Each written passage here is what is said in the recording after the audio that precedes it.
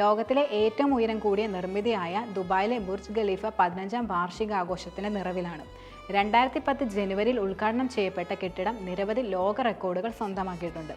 828 metre ഉയരവും 163 നിലകളുമുള്ള കെട്ടിടത്തിന്റെ നിർമ്മാണ പ്രവർത്തനം ആരംഭിച്ചത് 2004-ലാണ്. റിയൽ എസ്റ്റേറ്റ് കമ്പനിയായ എംആർ പ്രോപ്പർട്ടീസിന്റെ ഉടമസ്ഥതയിലാണ് ബുർജ് ഖലീഫ. മുഹമ്മദ് ഗജൂർ അല്ലബർ ആണ് എമർ ഗ്രൂപ്പിന്റെ തലവൻ. 1997 സ്ഥാപിതമായ കമ്പനിയുടെ ആസ്ഥാനം ദുബായിലാണ്. ദുബായ് മാൾ, ദുബായ് ഫൗണ്ടർ അടക്കമുള്ള നിരവധി വമ്പൻ പ്രോജക്റ്റുകൾക്ക് പേരുകേട്ട കമ്പനി കൂടിയാണ് എംആർ ഗ്രൂപ്പ്.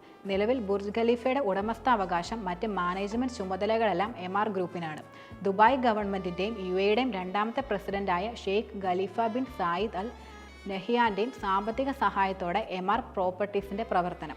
ദക്ഷിണ കൊറിയൻ കമ്പനിയായ Samsung C&T, Belgium company big, Emirati company Arabtec എന്നിവയുമായി ചേർന്നാണ് എമർ ബുർജ് ഖലീഫയുടെ നിർമ്മാണം പൂർത്തിയാക്കിയത്.